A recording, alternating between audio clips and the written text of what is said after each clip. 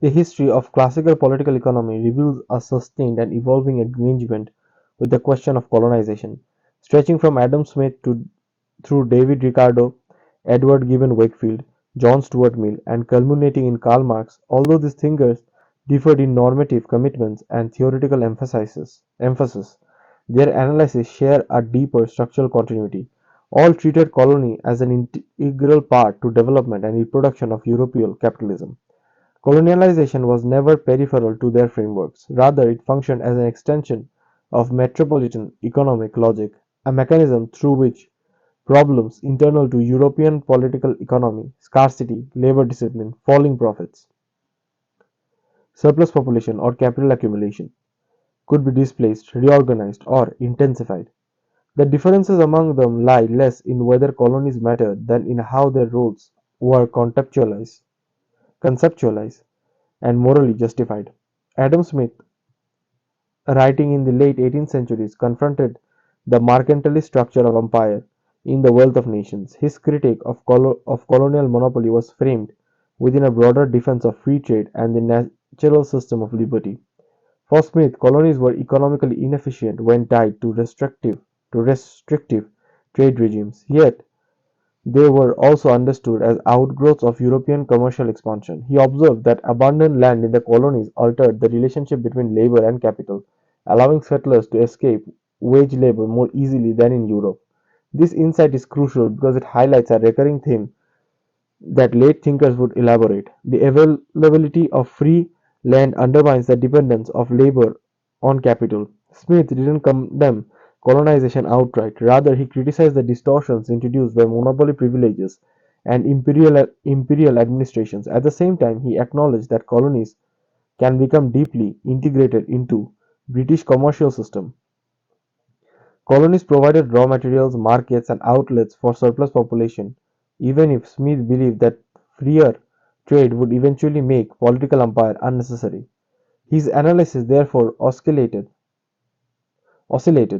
between moral skepticism about imperial governance and pragmatic acceptance of its economic integration. David Ricardo, a generational letter, writing a generation later, shifted the focus towards distribution, particularly the relationship among wages, profits, and rents. While Ricardo didn't dwell extensively on colonial administration, his framework implied that colonies influenced the dynamic of profit and capital accumulation. By expanding the supply of cultivable land and raw materials, colonial territories could affect the rate of profit and the cost structure of metropolitan economy. The logic of comparative advantage later associated with Ricardo also reinforced the idea that international trade, including trade with colonies, could enhance overall productivity even if gains were distributed unevenly. In Ricardo's schema, colonies were less a moral or a civilizational project than a variable within the calculus of distribution and capital mobility. They altered relative scarcities, which in turn reshaped class relations within Britain. The structural role of colonies in this thought thus lay in the capacity to mediate the tensions inherent in a growing capitalist economy. Edward Gibbon Wakefield represents a more explicit attempt to theorize colonization as social engineering. Observing the experience of settler colonies such as Australia and New Zealand, Wakefield argued that unrestricted access to land in the colonies undermined the formation of a stable wage labor force. If workers could easily acquire land, they would not remain dependent on capitalists, and capitalist relations would fail to take root. His solution was the systematic colonization model, which proposed selling colonial land at a sufficient price to prevent immediate independence and to fund the migration of laborers. Wakefield thus transformed colonization into a deliberate strategy for reproducing the social relations of capitalism abroad. In his theory, the colony was not merely a supplier of goods, it was a laboratory for constructing disciplined labor markets.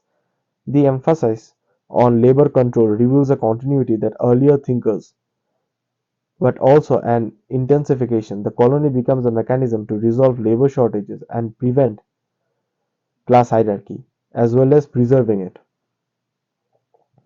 John Stuart Wakefield, influenced by both classical economists and utilitarian philosophy adopted and refined Wakefield's argument.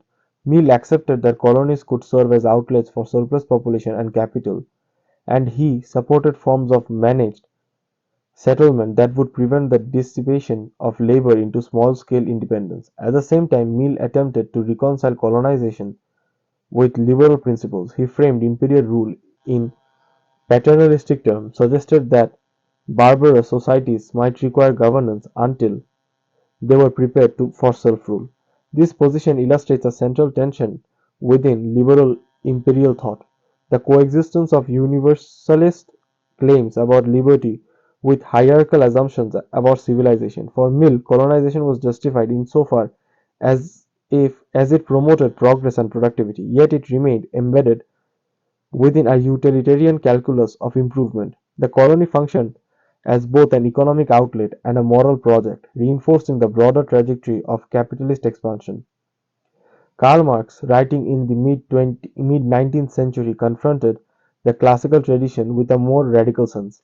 In discussion of primitive accumulation, particularly in the chapter on the modern theory of colonization in Capital, Marx engaged directly with Wakefield's proposal. For Marx, the colonial experience revealed the hidden foundation of capitalism: the expropriations of producers from the means of production. In Europe, this process had occurred historically through enclosure and disposition. In the colonies, it appeared in more transparent form, as indigenous populations were displaced and land was reorganized to facilitate capitalist relations. Marx reorganized that Wakefield had inadvertently exposed the secret of capitalism, namely, that wage laborers depend on workers' separation from independent access to land and resources. Colonization in Marx's analysis was not an accidental accompaniment to capitalism, but a constitutive element to its genesis and reproduction. Where Smith and Mill spoke of improvement and trade, Marx spoke of coercion and accumulation, yet the structural continuity remains. Colonies are integral to capital expansion. Despite their differences, these thinkers share several fundamental assumptions. All situate Europe at the center of economic development and treat colonies as peripheral spaces shaped by metropolitan needs. All connect colonization to the dynamics of land, labor, and capital, whether through concerns about wages, profits, labor scarcity, or accumulation. Even Marx, the sharpest critic, doesn't deny the systematic role of colonies, rather, he reveals the violence underpinning their integration. None of these theories fully imagined an equal or autonomous colonial development divorced from European capital. The colony is conceptualized as extension outlet or site of transformation within a broader capitalist order. The moral vocabulary varies across the tradition. Smith criticizes monopoly and inefficiency while retaining a belief in commercial progress. Ricardo abstracts colonization into distributional effects. Wakefield embraces deliberate social structuring to secure capitalist discipline. Marx tempers economic reasoning with utilitarian paternalism.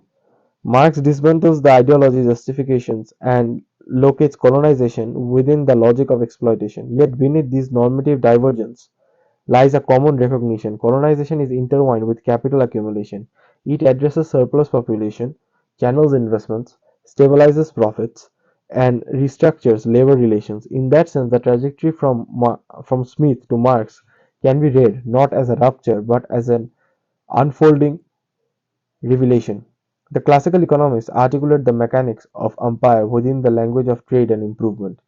Marx reframes the same mechanics as expression of class dominations and systematic violence. This continuity reflects the broader historical context in which these thinkers wrote. Britain's imperial expansion was not merely a geopolitical phenomenon, but an economic transformation that reconfigured global production and exchange. Theories of colonization were responses to real pressure: demographic growth, agrarian change, industrial and the search for markets and raw materials. The intellectual evolution from Smith to Ricardo, Wakefield, and Mill to Marx mirrors the maturation of industrial capitalism itself. Early confidence in commercial expansion gave way to more technical debates about distribution and labor discipline, culminating in a critical theory that exposed the contradictions of accumulation. Ultimately, the similarities among Smith, Ricardo, Wakefield, Mill, and Marx lie not in the moral judgments but in the structural understanding of colonization as embedded in capitalist development. Colonies functioned as extension of the metropolitan economy, as arenas where land and labor could be reorganized, and as sites where capital sought new avenues for expansion, even when they disagreed over monopoly, labor policy, or even moral legitimacy. They operated within a shared conceptual universe that treated colonization as economically consequential and theoretically indispensable. Marx's intervention, while radical in tone, builds upon insights already present in the classical tradition, especially regarding the centrality of labor and the importance of property relations. Thus, the intellectual history of colonization in classical political economy reveals both divergence and continuity. Each thinker responded to the evolving realities of empire, yet all recognized that the fate of colonies were inseparable from the trajectory of European capitalism. The difference among them illuminates shifting ideological frameworks, but the underlying logic remains consistent. Colonization was not an external appendage to capitalism; it was one of its driving mechanisms.